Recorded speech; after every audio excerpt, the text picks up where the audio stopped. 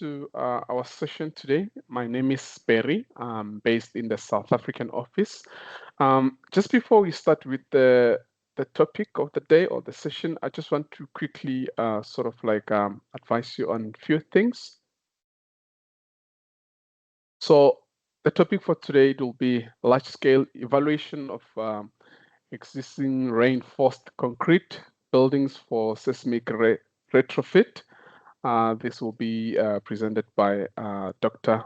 Igor Shafrin, who is also an engineer, and he will be also uh, answering some of the questions that you could be having along the way. So feel free to make use of our chat box to put on your comments and questions that you could be having.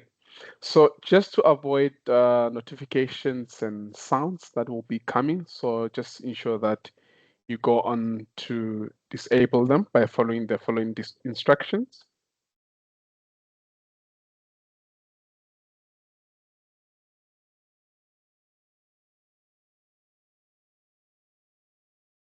Thanks very much. And just a quick overview, more or especially for those who are joining us for the first time, just to give you an overview about EIT and who we are, what we do. So, in a nutshell, at EIT, we specialize and focus on engineering. We have our short courses to Doctor of Engineering. We have bachelor's. We have diplomas. We have master's program. So we major mainly in mechanical, civil, electrical, industrial automation. We still have other courses in renewable energy, safety, and so forth. So you can always just visit our website, eit.edu.au, to just read more about our programs. We offer courses that are industry orientated, and I believe majority of you would agree with me that time to time the industry is changing, and there's a whole lot of developments in the industry itself. So at EIT, we always ensure that we sort of like keep our material and our resources up to date to ensure that what you learn at EIT is what you can implement into your workspace in the future, and it's still relevant in the industry.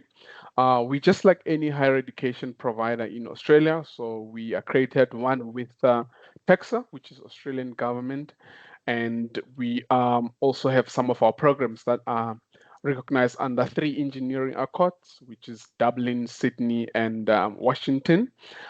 We source our lectures from different parts of the globe, so we sort of like also encourage our students to get connected with various students from different parts of the globe, also to get global engineering perspective from our engineers, like our lecturers from different parts of the globe. Obviously, we use a very unique method in terms of our delivering our programs. We have remote labs, we have simulations where students are able to do those on our student portal or student model. So I'm just going to quickly now hand things over to Dr. Igor, who will be now taking you into the session. Dr. Igor, you can take it away. Thanks very much. Oh, thank you, Barry, for the introduction. Let me just share my screen first, and then we will start talking.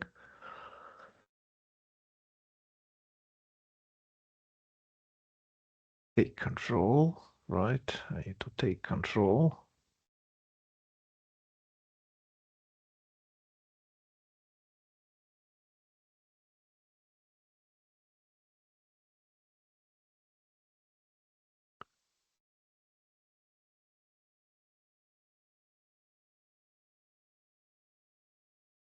Just let me know if you need my assistance. I lost share screen button for some reason. Usually, that's it. Okay. Right, and I need this full screen, and I need not screen. I want application. Microsoft. What is this?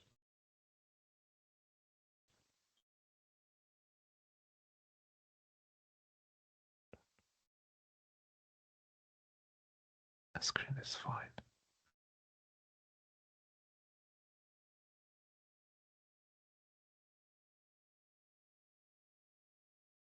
right? Does it look good? Mary? That's what we need to see. Yep. It's the one. Okay. All right. All right. You will handle all the lobby and other people asking questions. I guess I will get into the topic.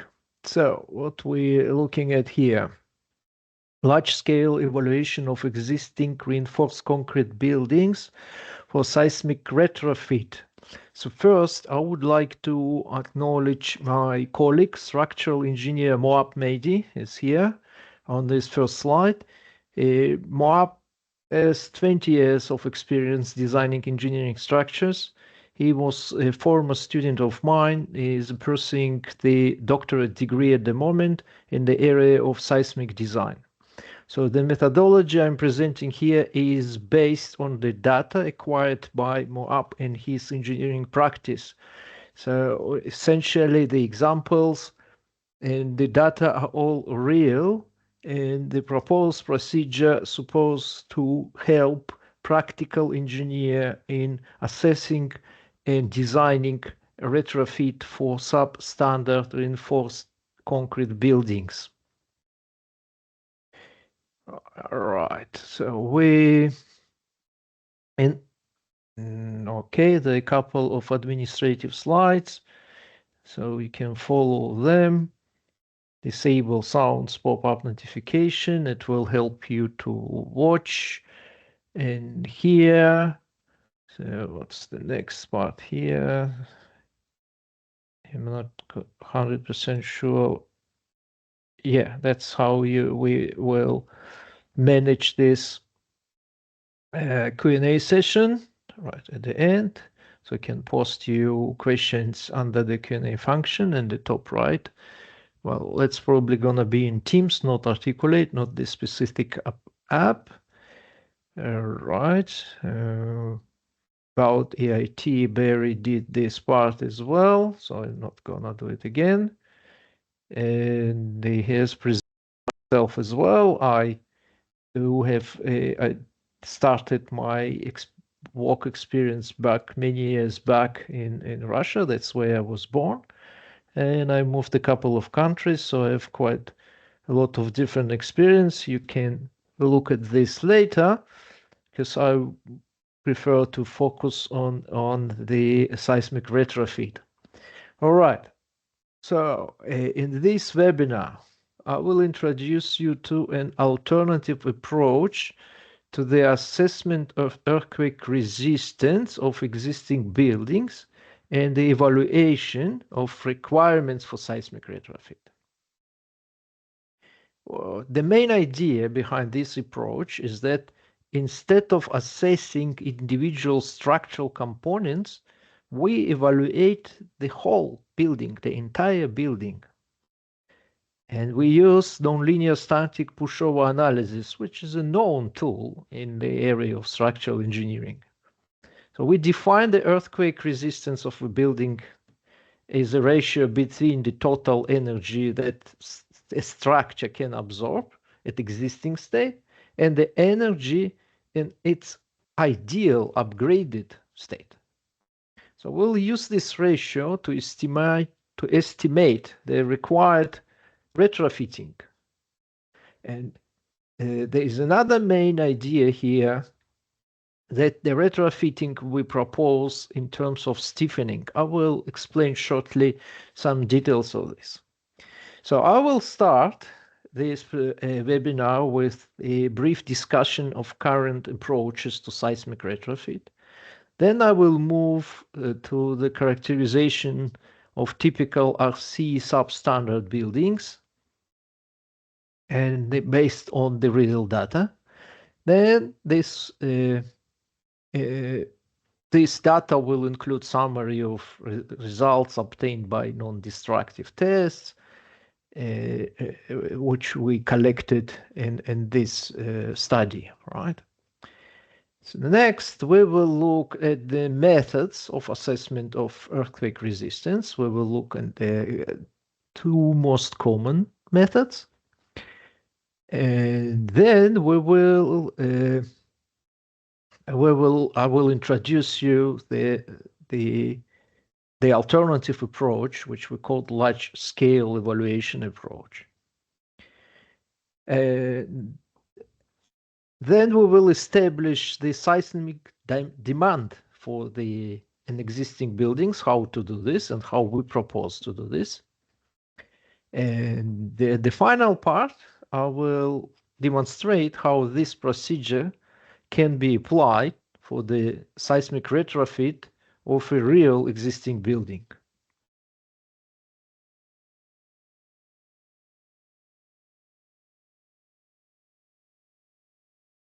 So the importance of this research stems from the need to reevaluate the level of protection of existing structures. And to determine what is the seismic requirement for a retrofitting process. So in general, the techniques for seismic retrofit can be divided into two major categories. So they are distinguished by the way the structure is upgraded. So the first group here on the left that operates at the element level, so-called local measures. So in this case, the treatment is applied to specific elements, such as beams, columns, or connections between them. And this treatment is in the form of, can come in different form, most often in terms of external reinforcement or strengthening, which is called jacketing in this diagram. So these jackets increase the flexural or shear capacity of the element depending on the character of the element. And these jackets may also enhance its ductility. So conventional techniques make use of traditional construction materials like concrete and structural steel, while more innovative approaches use the FRP, fiber reinforced polymers, or textile reinforced polymers or mortars called TRM here, and various hybrids, which are combinations between them. The second group of seismic retrofit techniques are those that operate on the structure as a whole and are referred as global measures. In global measures, the measures aim at increasing the structure's lateral strength and stiffness, or decreasing the seismic demand. So, for example, the addition and modification of infill walls will increase strength and improve the ductility of the building. So the influence of on the stiffness of the structure can be significant in certain cases.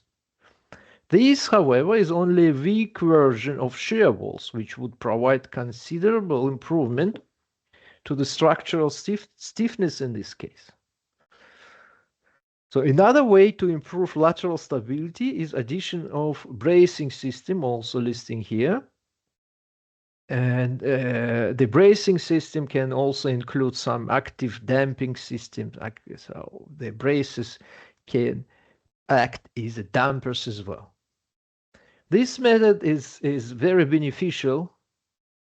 The bracing systems are probably the most beneficial, but would require significant intervention to the existing building structure.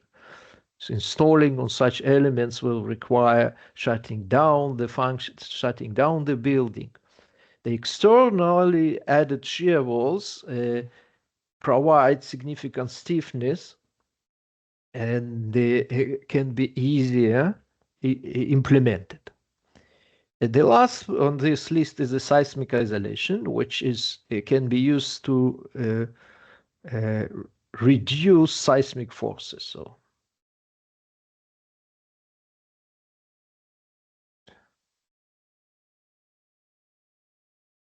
So seismic, and we'll look at the seismic retrofit, or so-called seismic rehabilitation.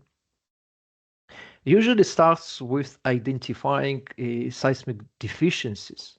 So simply speaking, the simulated seismic performance of an existing building must comply with specific target performance objectives. These objectives will vary depending on the structure type, on its importance level, and so on.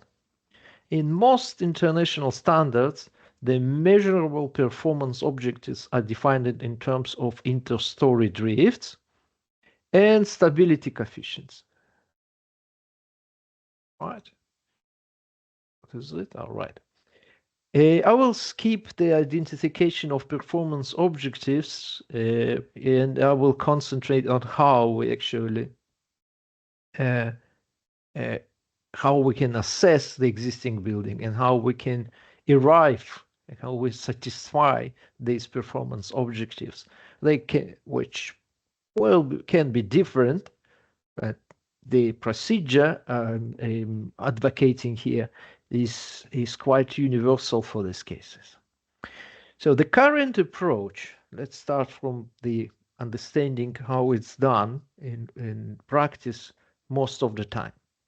The current approach then for the assessment is based on evaluation of strength of structural elements. So in this way, first the critical elements are identified by an expert, by an engineer, and they are identified and compared with engineering standards. And they are checked against the prescribed performance criteria. These critical elements then are treated in the proposed seismic retrofit scenario. And this is demonstrated on this slide here. You see this idea. We can see that the rehabilitated structure will have almost the same capacity. It's not significantly improved. And such treatments, the local measures treatments, element treatments, mostly affects the ductility of the structure. See, with the ductility on this green curve is increasing.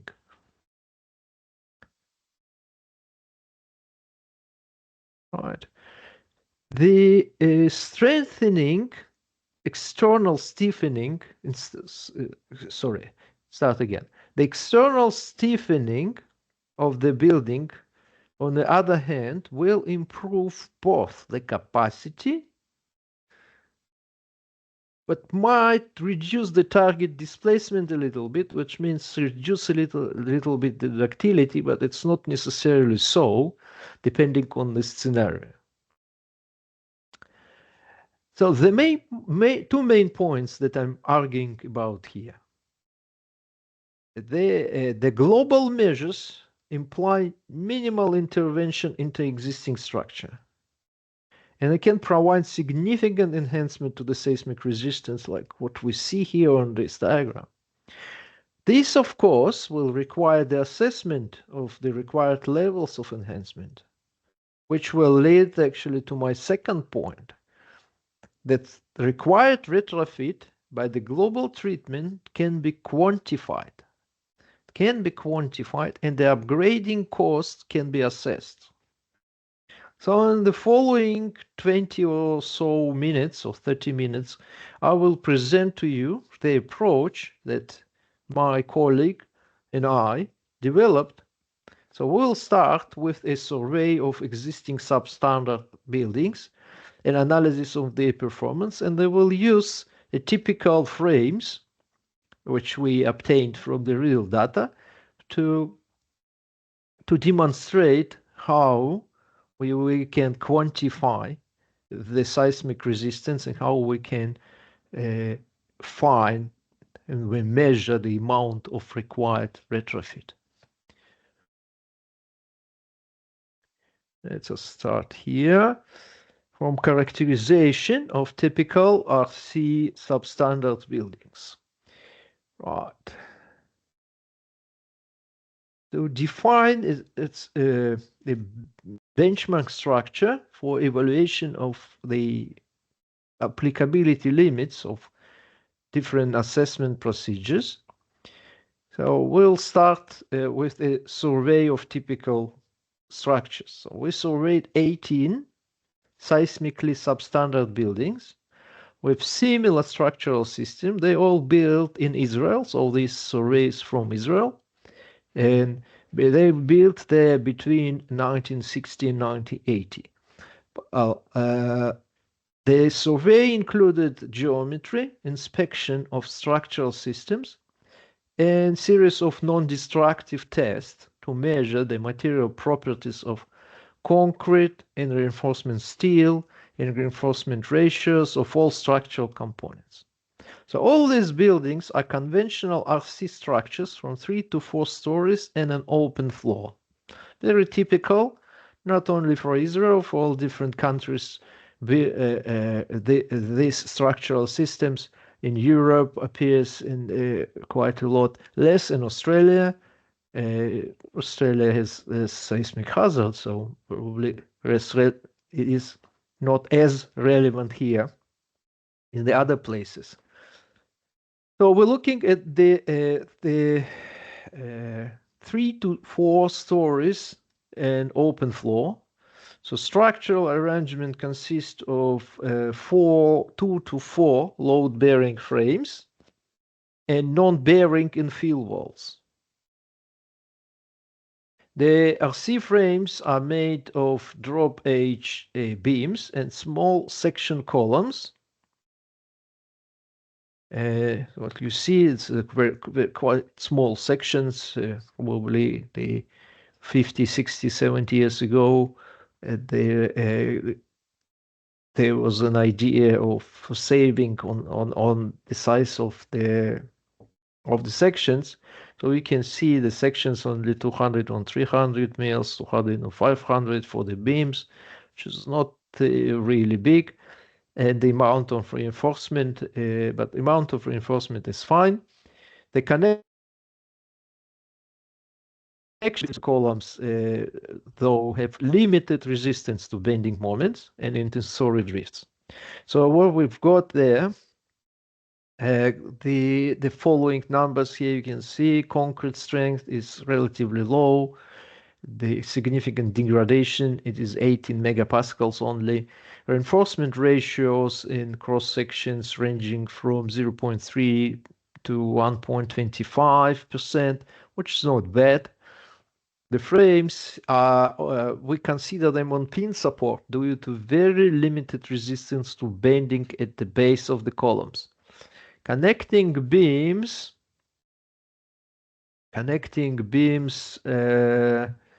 between the columns are not provided at the ground level, so they don't really contribute to the connection between the columns and the foundation. The reinforcement steel is also on the little bit low side, only 200 megapascal strength, and the infill walls and add weight but do not serve as a part of stability system and all these structures. That's a short survey of the summary of this survey. So based on this survey, we defined 3 typical benchmark frames that we used for the evaluation of various assessment models. So these frames are 2, 3, and 4 bay RC frames for 4-story buildings are shown here. The structural parameters are taken from the previous survey, and they only differ in the number of spans, which leads to different levels of lateral stiffness. The ductility in these frames depends upon the level of reinforcement. In the numerical simulations, which I will show you shortly, we use 3 different ratios to compare. So the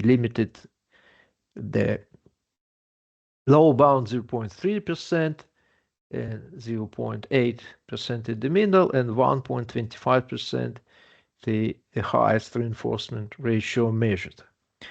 For the sake of simplicity, we didn't model the infill walls, we didn't include them into the structural analysis, and we assumed that the connections between beams and columns are rigid for all these cases. All right, so first we analyze these frames using the mode superposition method or response spectrum analysis. This we use some commercial computational package for this analysis, and the seismic data for some average one from one of the sites, and the site data, the same data from the one of the sites. Important to stress here that the response spectrum analysis is the most common recommended method for the analysis, for the seismic analysis in all engineering standards, especially for low-rise buildings. So to compare and to check the resistance of these structures, we use the story drifts and stability factors, which is all presented here on this table. So inter-story drifts are assessed by the maximum obtained value, so delta, and maximum inter-story drift ratio. Right? So we have two: maximum drift, delta, and drift ratio, IDR max. So these indicators are commonly used in the seismic performance assessments in different provisions around the world. It is seen here that the inter-story drifts exceed the limit. The stability coefficient theta for the first level, that's the theta, describing P delta effect. So when it's larger than 0.1, for the structural design, we know that the P delta effects needs to be considered. However, when it comes to the assessment of existing substandard structures, we cannot allow this theta to be larger than 0.1. Right? And when it's 0.2, when it comes to 0.2, even for the design of a new building, we consider these elements are not stable. So 0.1 for the first floor will be exceeding value for this case. So we receive 0.15 there, which means it's not stable. The IDRs can be assessed here against FEMA. So FEMA limits FEMA, that's the American standard. It's one of the most comprehensive ones. That's why it's commonly used for the comparison. So these IDRs can be, when we look at the IDRs, so the FEMA limits, the FEMA provides different limits for different performance levels. So 1%, for example, 1% is the level provided for immediate occupancy performance level. For immediate occupancies of the building which are in use, we have to provide 1%. The IDRs must be limited by 1%. We see here that's the first, that's the IDRs for the first floor, 1.78 is exceeding value. The maximum inter-story drifts for first three levels are all exceeded the limits prescribed by international standards. All right, so next, that's the first frame, frame 1. Similar results we will have for frame 2, actually, very much similar results. Note there is another parameter we normally looked at the assessment of seismic resistance is a weak and soft stories. In this case, we do not have them, as we assumed uniform rigidity for whole columns and we did not take into account the infill walls. Now, fairly, for the sake of simplicity, we didn't include these parameters. The frame 3 gives us very much similar results. Well, all the same problems, which we noticed in the frame 1 and 2. We can see, so all of these frames do not have sufficient earthquake resistance, which means they would not stand any strong ground motion. Yet, this evaluation does not provide any quantitative measure for the lack of this resistance. We only see they are not resistant. So what can we do with this? We'll be looking at this next. But before we continue, I want to first look at another commonly recommended procedure for assessment of seismic performance of structures. And it is the pushover analysis, or full name nonlinear static pushover analysis. It is the structural engineering technique used to evaluate a building behavior under increasing lateral loads, as it's demonstrated schematically on this picture. Usually used to simulate the effects of an earthquake. So we, instead of running the full dynamic analysis, we apply the pushover analysis in order to evaluate the capacity of the building. So in this example, so we used the most famous one around the world for these types of analysis. It is SAP 2000 as a software to compute the capacity curves. So we will see these capacity curves for all these frames shortly. I believe that many of you are familiar with this software and the concept of capacity curves.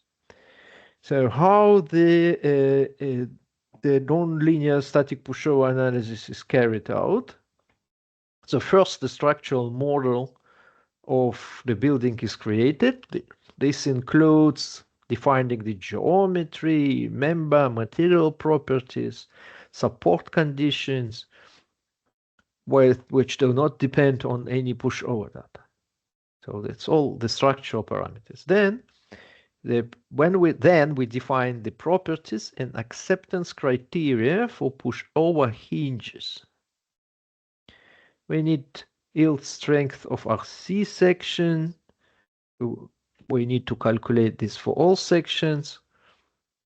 And we need to identify the areas where such hinges can develop.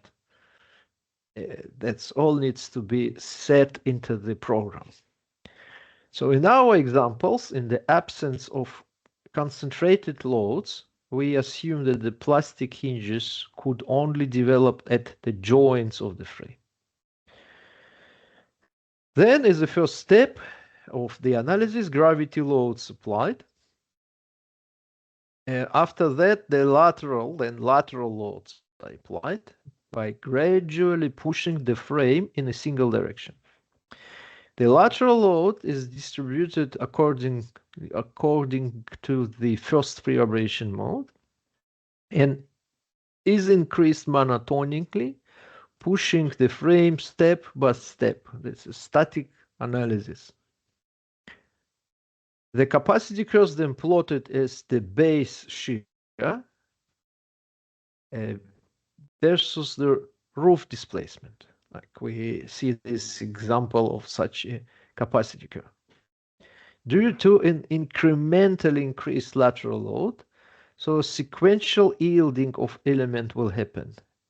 Thus, the stiffness of the frame changes when a new plastic hinge is formed. Bending, shearing, and torsion of all frame members is accounted for, and the damage, the deformations, caused by these lateral loads are distributed throughout the whole structure. So it is, in a sense, equivalent single degree of freedom. However, this is not a model where the mass of the building is concentrated at one end and the stiffness and the structural properties are given by a single constant. It is actually the advantage of this procedure that it does include the distributed damage over the structure. So it will take into account the weak flow. It will take into account the change in stiffness when the first plastic hinge is occurs. So we will apply this procedure for the assessment of these typical frames next.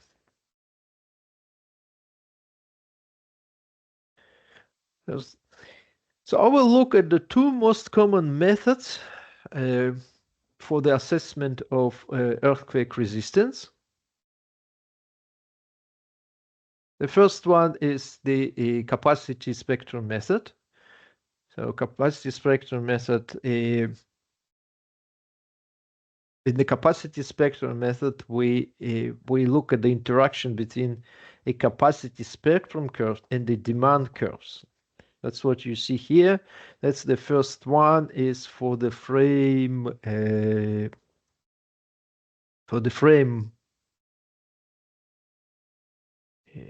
this one for the frame 3, and the for reinforcement ratio 0.3. Right. What we see here, that's the capacity curve does not intersect the demand curve, which means we don't have any apparent performance point. If the CSM, capacity spectrum method, which is well-known method for the design of seismic resistant structures, if the CSM does not provide the performance point, it means the structure is deficient. The degree to which the structure fails to reach this performance point gives the information about the specific improvements it needed, such increased strength or deformation capacity. This, however, does not allow quantifying this deficiency. Now, this gap between the capacity curve CS, I call it CSC, capacity spectrum curve. It's not direct capacity curve because we need to transform it into the spectrum domain.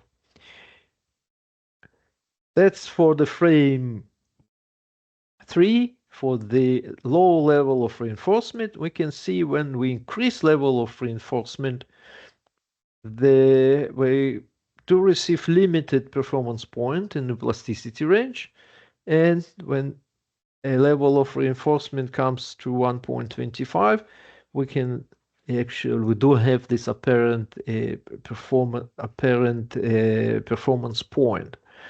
But again, we've seen that this frame is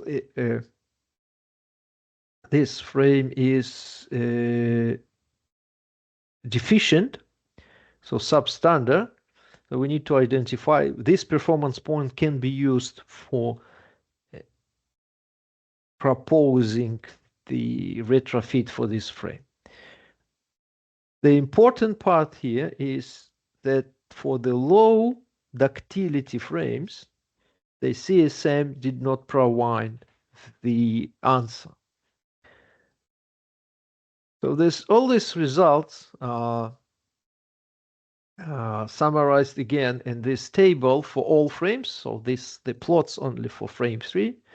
We can see actually if we look at this table closely, we will find that the similar results are for all 3 frames, and a CSM is valid in certain range of ductility ratios, and the capacity of more brittle structures with low ductility cannot be assessed directly using this model. So next, the second method. So the second one is called DCM, displacement coefficient method. It's as recommended by FEMA again. So DCM is the method and recommends modifying the elastic response from equivalent single degree of freedom system.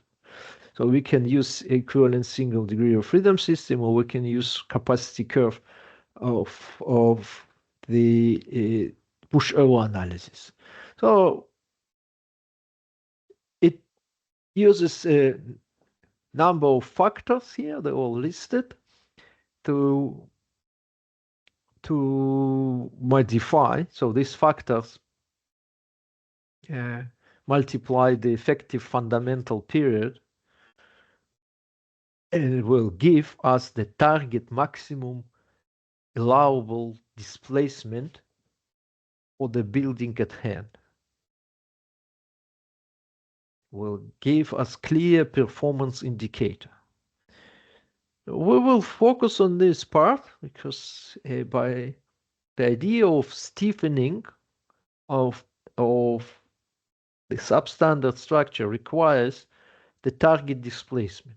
So the question is if we can use DCM to obtain this target displacement.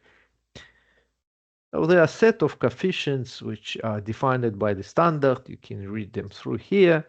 It's not a point here to stop. I will not stop on this.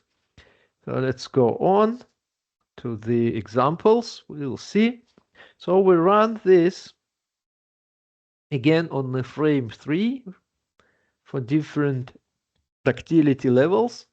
And we see again for the low ductility case, the target displacement, DSM target displacement, is outside the real limits of this frame, which means that the frame actually fails way before this target displacement is reached. That means that this target displacement cannot be used for the assessing or retrofitting this frame. The picture is a little bit better for the second case, but still the target displacement DCM away from the exceeds the total displacement of this frame. And for this case, the curves are real capacity curves.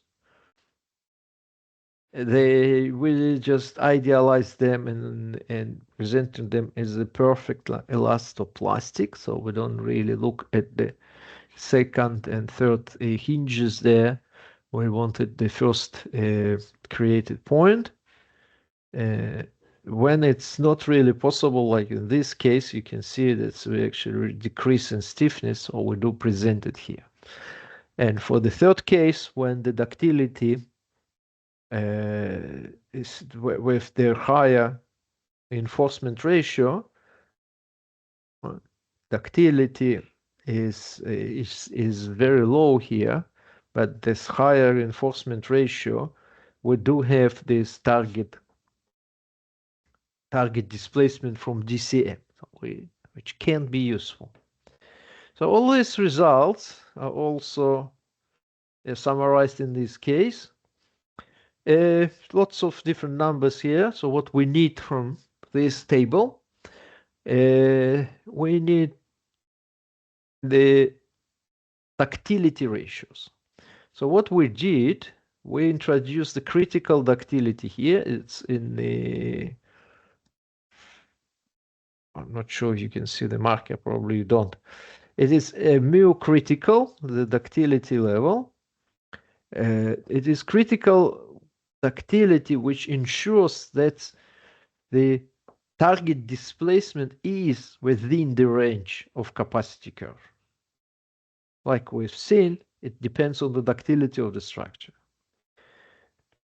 So another important observation for the development of the procedure is that in this table,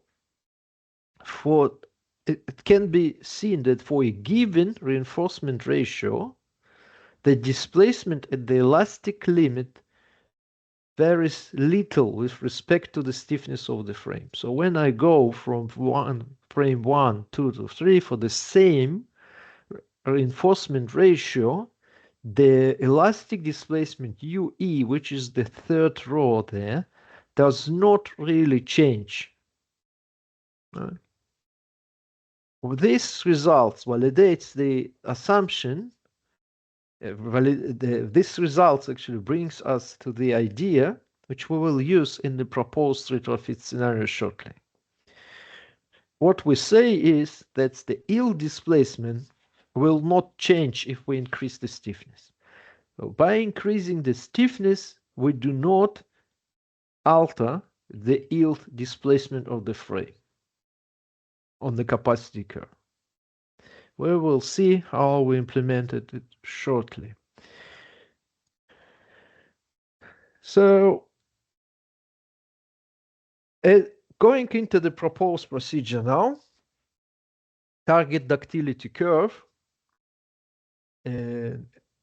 If we assess now the seismic demands for the specific building which is to be retrofitted by stiffening.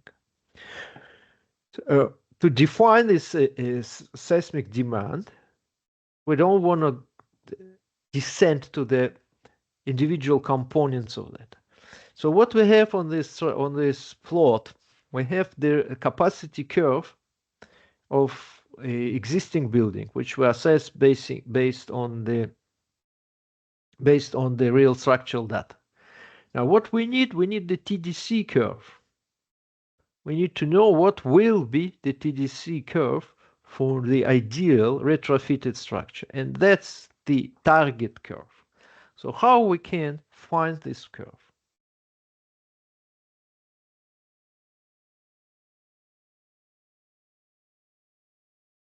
Well, just a second. That's right. So I need to click this one. So to find this curve, we need to establish these 2 points A and B. The main fundamental idea here that's this the elastic capacity is not changing through all 3 states. The red state is when in the red state, it's what we called a non-ductile structure, the fully elastic response. And a fully elastic response, the maximum elastic displacement will be attained at the prescribed levels of seismic demand at the current site and the specific site and in the specific area.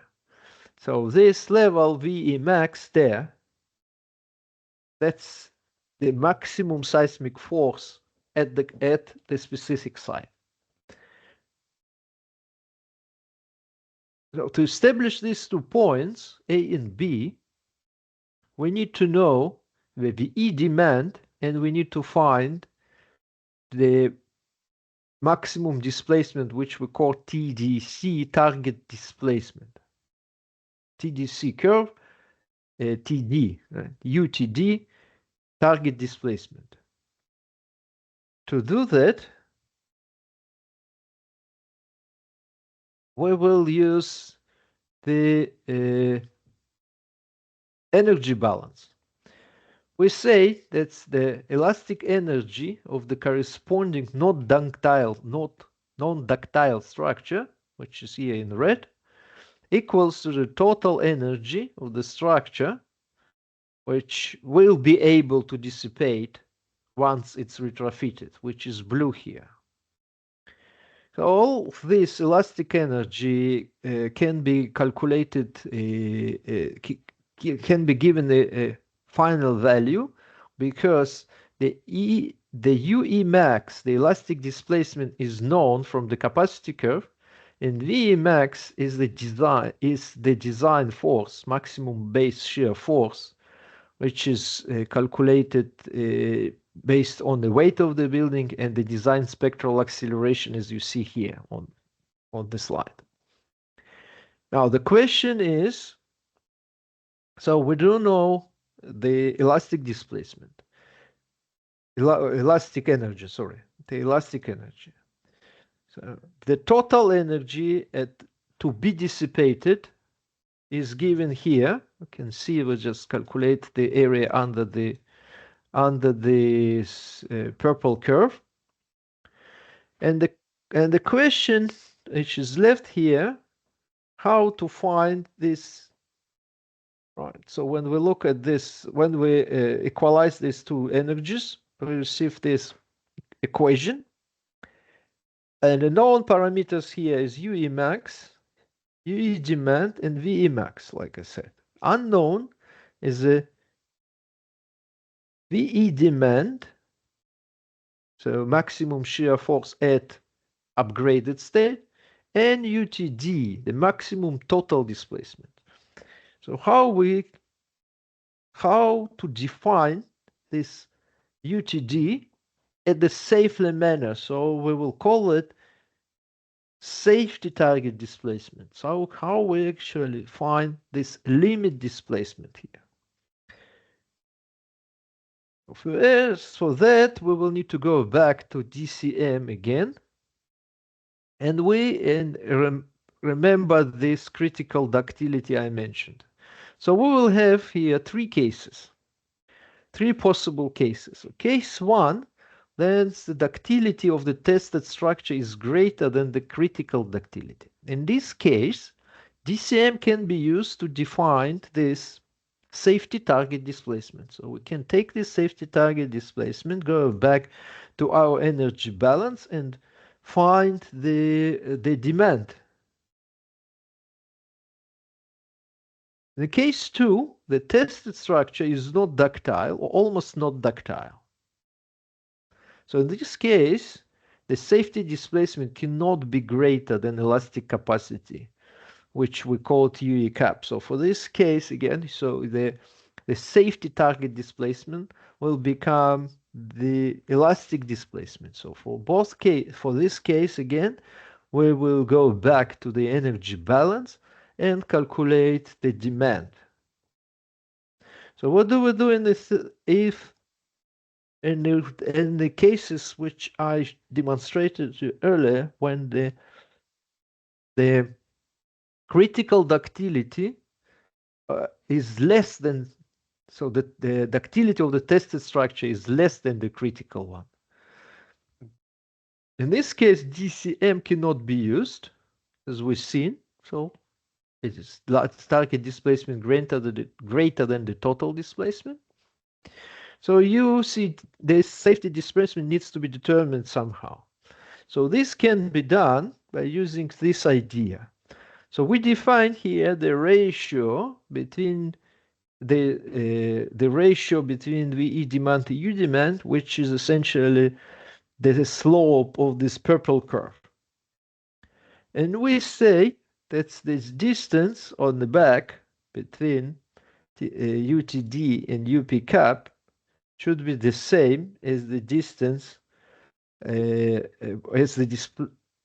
the displacement obtained for the capacity curve, for the real capacity. So we're essentially shifting this back, and we receive the second equation, which can be used to calculate this. So now we've got the system of two equations to use, and we can solve them, and we can find these 2 points. All right, the steps here, how we can establish TDC. So first one, calculate the capacity curve of the existing structure. This using the available structural data and nonlinear static pushover analysis. Then step 2, create non-ductile capacity curve using the design spectral accelerations at the given location. Step 3, to develop the target ductility curve. and computing these points A and B will give us the tagged liquidity curve, which we can use to assess the amount of stiffening required as follows. So how we convert into stiffness this? So once we establish this TDC,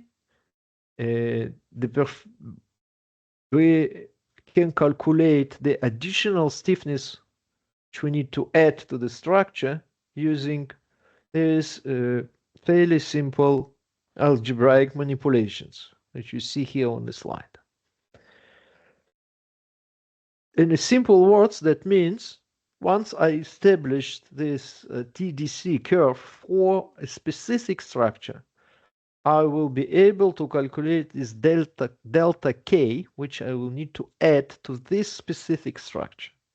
Then the question is how to add this. Well, there can be different ways to do that.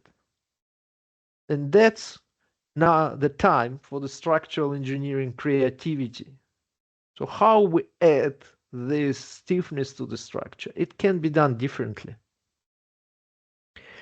So the idea we're advocating here is to add some external element that will add the amount of stiffness equals to delta K, which we now know. This additional stiffness is defined as a base shear due to the unit top displacement. That's what we need to follow. Well, I'm taking this very simple example. So assume the lateral load distributed linearly. The story forces sum up to the base shear. So for simplicity, I'm adding the shear wall of uniform thickness over the whole height of the building. Again, we are not advocating here medium or high-rise construction. Right? That's the low-rise buildings. So the top floor displacement for this case can be expressed using this equation here, which you see. And this additional stiffness then can be calculated using these coefficients there, using simple structural analysis, framed analysis of frame structures expressions. Yeah, we see here two important parts. The E will be the Young's modulus of the material used for the stiffening, and I is the moment of inertia of the stiffening member. If I add a wall, so I need to add some moment of some cross section.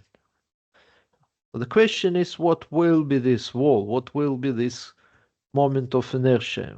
So I can easily calculate this moment of inertia for shear wall of a given material from this expression, and I can tell how much, if it's a concrete wall, for example, I know how much concrete I need to add for this wall. Give me the estimate. I can also define the earthquake resistance now by dividing these energies we calculated. If I divide, I take the energy of existing structure and I take the energy of structure at the upgraded state. So I call that E demand, and it's a purple, and existing is blue. When I divide exist by demand, I receive the resistance factor, which can give me the idea what to do with the structure. Right, we're running a little bit slow for some reason, probably due to slow start. Let's have a look at the case study. So the case study, that's existing four-story building located one of the 18th actually, built in 1973, 4 concrete frames, total plan size 15 meters on 15 meters, total height is 12.1 meter. That's the planar dimensions of this. First, we analyze this again using response spectrum analysis to evaluate this ability of this stability system to resist earthquake loads. So the results here, and we see again, is similar to what we've done before. We can see that the story drifts exceeding the limit for the first 3 stories, and the IDRs are also over the limits in this case. So next we apply this limit displacement procedure, which I explained. We do this in the steps I mentioned. So the first step is the capacity curve. Here on this capacity curve, I present the DCM target displacement, and we can see it is not attainable. The next, I need the non-ductile capacity curve, which I'll need to calculate BE max, right, using the weight of the building and spectral ground acceleration of the site of this particular location. So this corresponding and non-ductile curve will be, we will see it shortly on the next slide. The step 3 here, step 3, we can see this in this curve here, and at the step 3 we develop the TDC, target ductility curve, calculating points A and B. So the elastic energy here is a final number. Then we solve these energy balance equations to receive the demand and to receive the safety target displacement, which will be 108 millimeters for this case. The resistance factor is 0.698, which means that this tested structure requires an addition of about 20% of the energy absorption capacity. Right? We need to bump up as to 100, so from 70 to 100, we need to even almost 20% increase of energy absorption capacity for this building. How can it be done? We can propose some retrofit. We can calculate now this delta K the way we did and propose some shear walls here. So in both directions, because the analysis, pushover analysis is done in single direction. So this expressing this seismic demand in terms of additional stiffness that should be added to the structure externally. So if the stiffness provided by this uniform external shear members, so we calculate this additional cross section, and it's in terms of moment of inertia. So we assume some thickness for these walls. So it will be 300 mils, 300 millimeters. And then we need to calculate the length from here, and we receive this number. So it will be 750 millimeters wall to be added.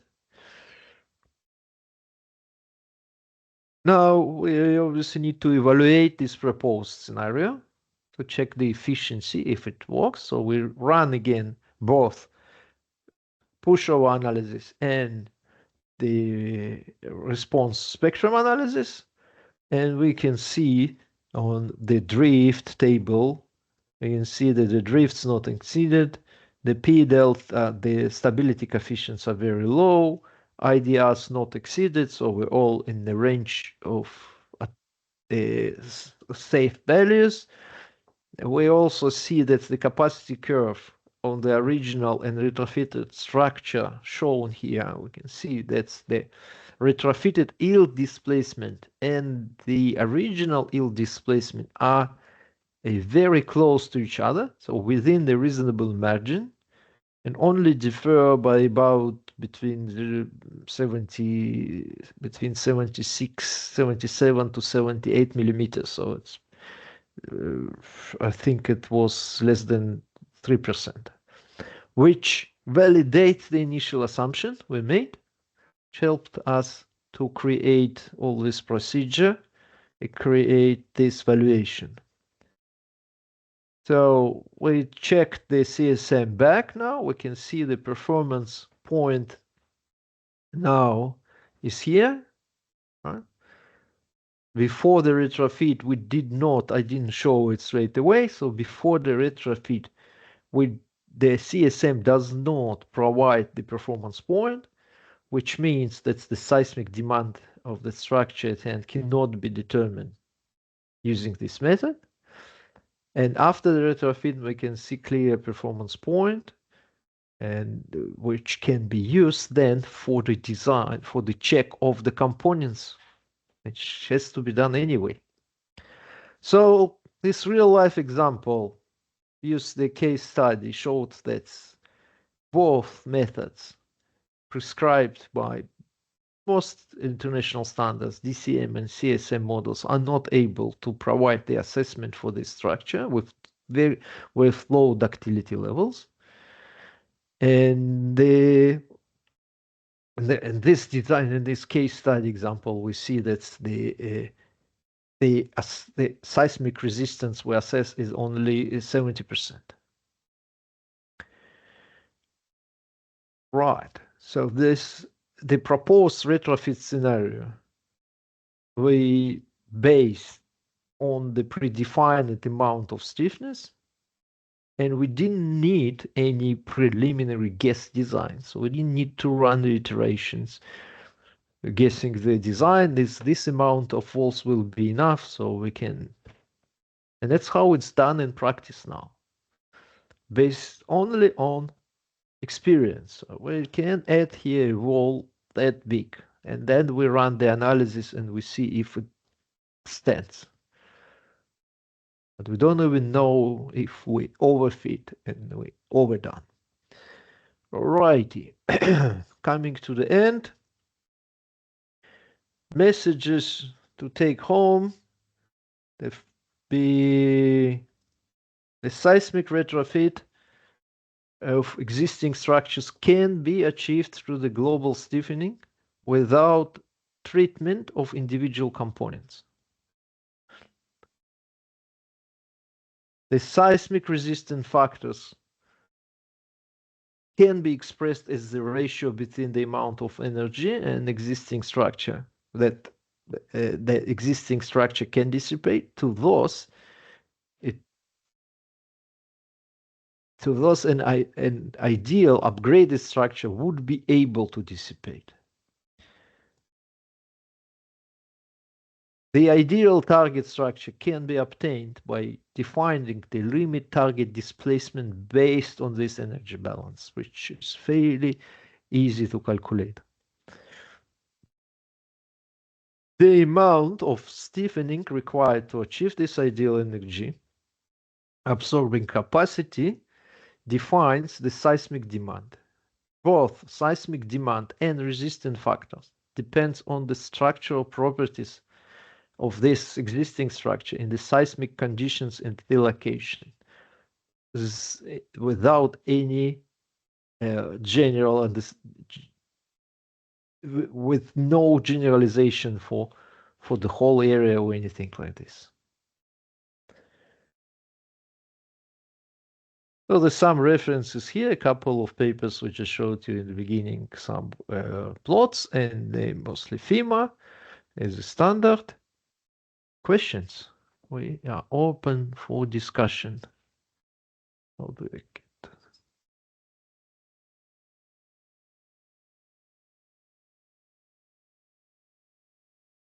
Right, let's see.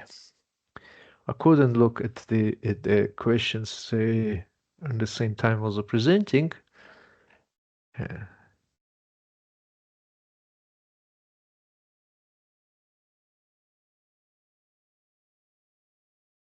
go back home.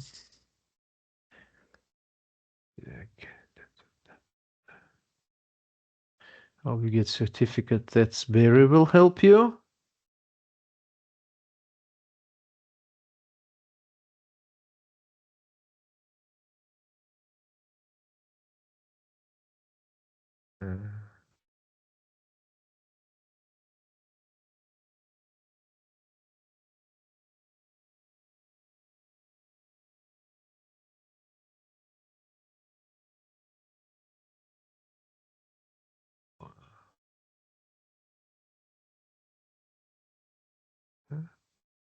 That's all questions for you, Barry.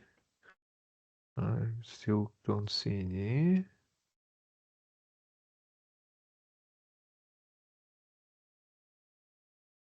That's the proclamation. Retrofitted columns tend to eat up much room space. The retrofitting procedures other than using reinforced concrete. Oh, there are many of them. Yeah, that's the.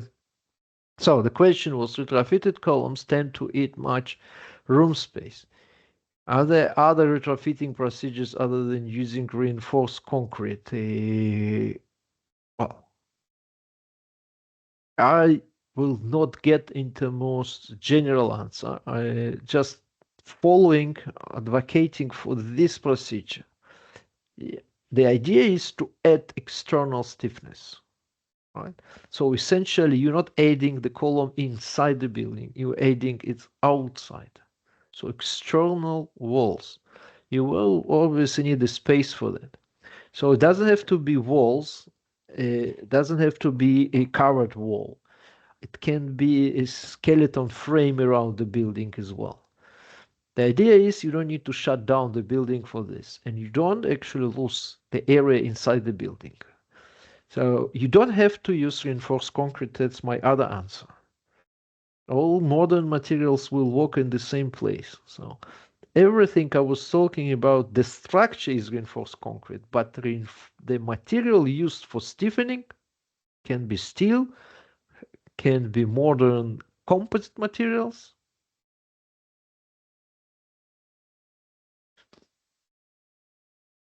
No, that's my answer for this. What is a fundamental equation that governs the analysis of equivalent forces? I'm not sure what it means. What is a fundamental equation? What equivalent forces? Attendee with no name.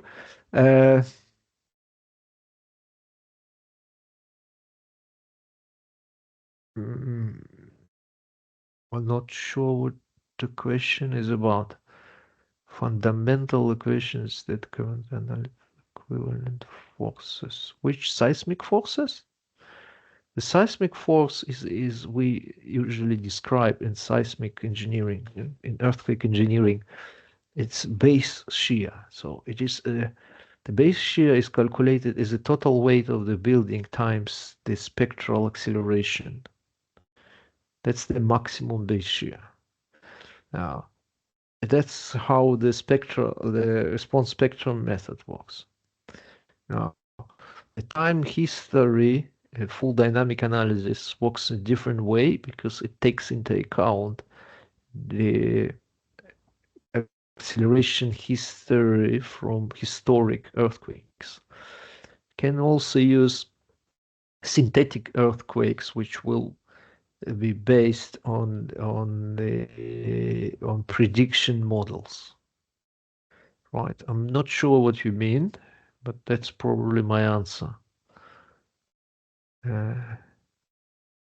FRC fiber reinforced concrete. Yes, if it's what it is. Again, that's and this idea, it's not about strength of the stiffening elements, more like it is adding stiffness. So FRC can be used, as though I'm not really, to be honest, FRC, the advantages of FRC over the conventional concrete, that's you increase tensile capacity, right? So in this case, you will lose this advantage if you use FRC instead of the conventional RC. So you will lose the capacity.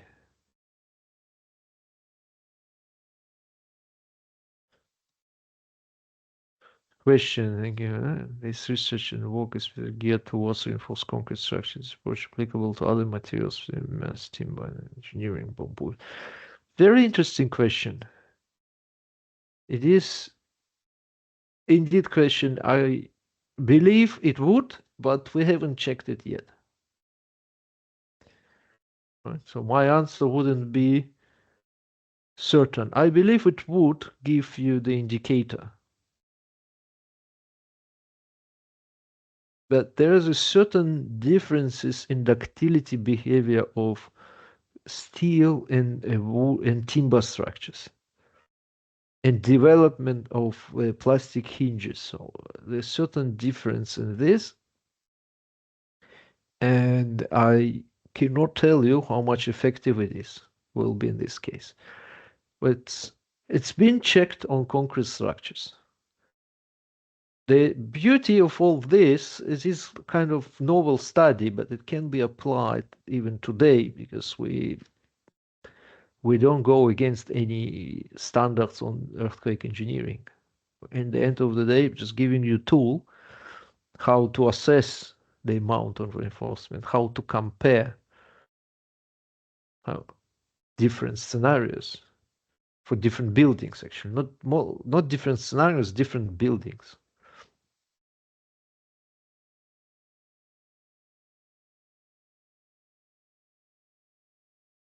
Oh, the presentation is excellent. Thank you very much, Kevin. Thank you, Kevin.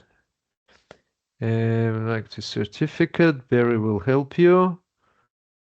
Okay, that's all.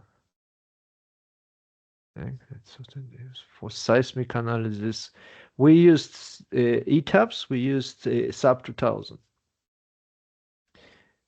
Is there a way they can email you for future questions just to connect with you? Well, yeah, sure. Well, my address on the EIT website. You can contact me through EIT.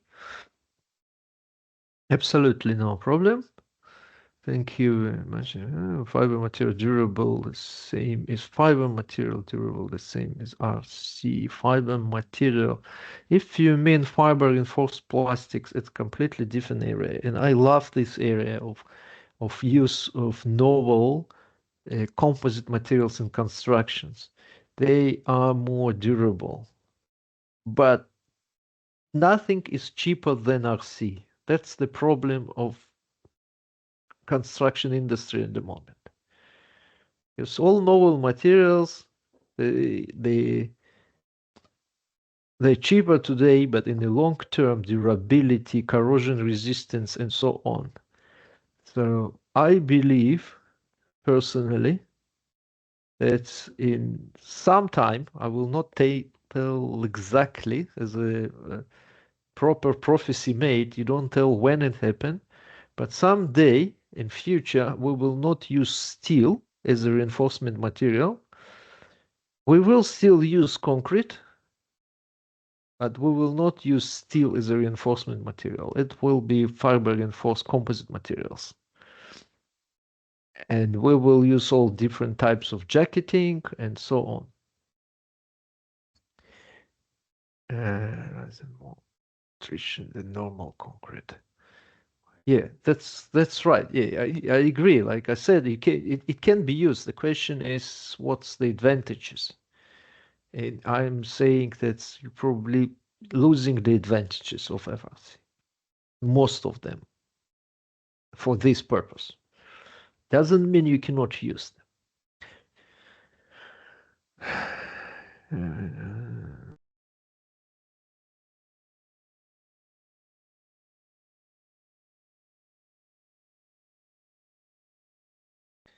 And yeah, that statement, not question. Thank you. Thank you. Appreciate it. Can we slides? Abacus is useful. Abacus. We didn't use finite elements here. That's all structural analysis. So Abacus is a useful tool for finite element method, but in this case we're using the structural analysis tools. Thank you, thank you, thank you, thank you. Right, let's in the Q&A. Questions in this tab. Oh, okay, equal.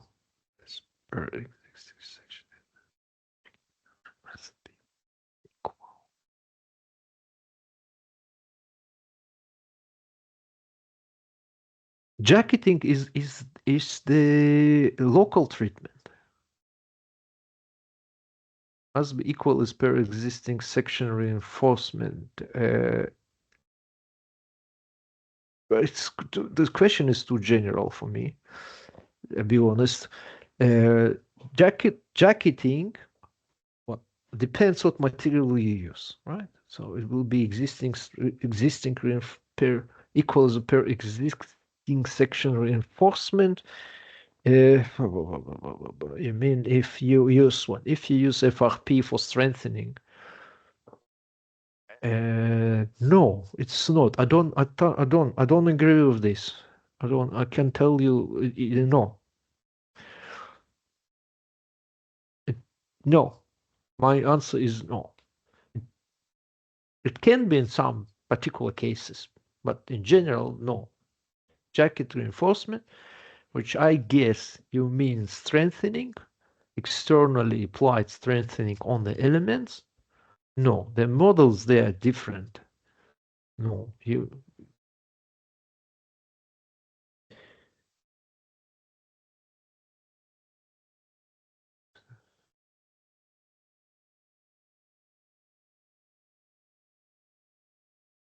right. I see. I answered this question. Warby Isaac, and it was on the other chat. I think that's the same question. So what is effective side project?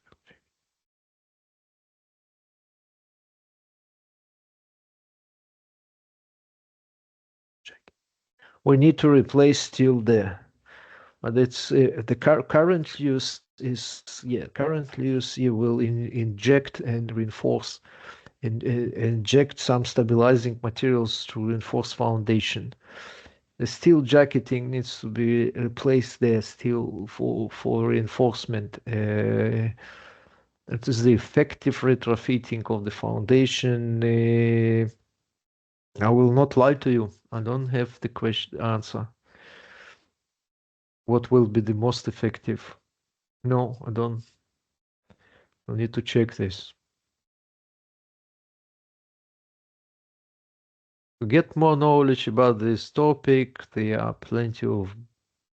So we don't teach this at the moment. We don't. More knowledge about this topic. For our master's course in structural engineering includes earthquake engineering design. So if you study with us in master's in structural engineering, we have the unit for engineering for earthquake engineering, which these topics are also discussed. Maybe not in sufficient depth, but we do teach this. That's what I would recommend in this case. So what software best software for analysis seismic conditions? Commonly used, that's the one. Sub 1000 start, that's what we meters, mostly bridges. Meters for bridges. Yeah, that's the most popular ones. What are the pushover hinges? Pushover hinges, it's where you define the areas where the cross section reaches the capacity, plastic capacity. And in this type of softwares, of these programs, you will need to define where these stresses will reach the level. But in structural, in the frame structural analysis, we use the forces and moments. So essentially, for each cross section, you will need to calculate the capacity, bending capacity of the section. So once the bending elastic capacity is overcome, the plastic hinges form. Right? Thank you, Wakamuna.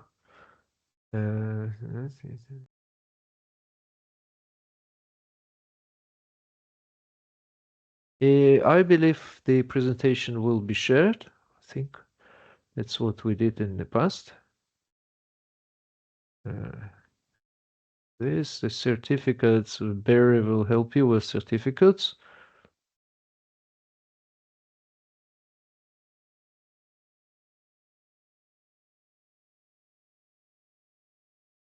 In Canada, Bachelor of Civil Engineering concluded in Canada.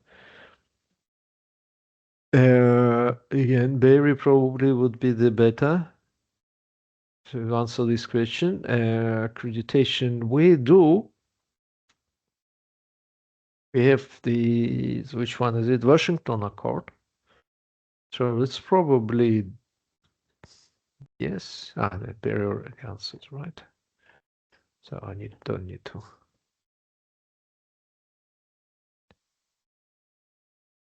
Right. No, the webinar is live. I don't know why you cannot. I can't tell you. Right, I think I have answered everything here. Come back to this one. Right, this one I've also done. No, there's something else. Very answering questions as well, I can see. Oh, there are more questions here, like so that was the fundamentals we went here.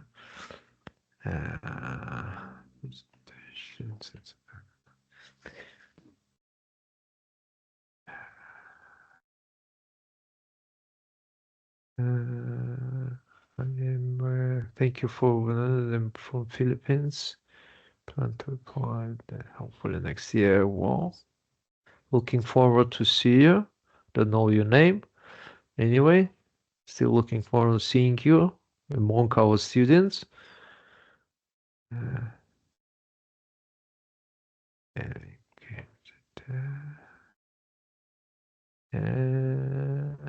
Right, I don't see any more questions. Barry, how are you? Okay, I think I've here. got they've got some more questions for you there, but not for me. Yep. So anyone, Thanks. please, if I missed anyone, please, I don't know, shout out. Yeah, definitely. I'll also just leave our webinar's details. So should you have any feedback, it could be a comment, please feel free to message us. And just for some related courses to this topic, so we have professional certificate of competency in fundamentals of road construction. We have advanced diploma in civil and structural, bachelor's in civil and structural, and our master's program in civil and structural. So you can just go on our website to read more on these programs. And yeah, for those who have been asking me about the certificate of attendance, so if you can just scan the QR code and complete the form, please note here you've got up until Monday, 5th of August to complete the form. Otherwise, we will not be accepting any requests after that time. So please ensure that you get this completed within that particular time frame. For those who are not able to scan the QR code, I'll just quickly leave the link in the chat box. If you can just follow that link in order to request your certificate of attendance. And yes, definitely each and every single person will be getting the recording as well as the slides for this session. Once again, should you have any feedback, any comment, please feel free to send it to this email, webinars@eit.edu.au. Otherwise, thanks very much, Doctor, and I would like to say thanks again to our audience. That's it for today. Yeah, thank you very much. See ya. Thank you. Bye-bye.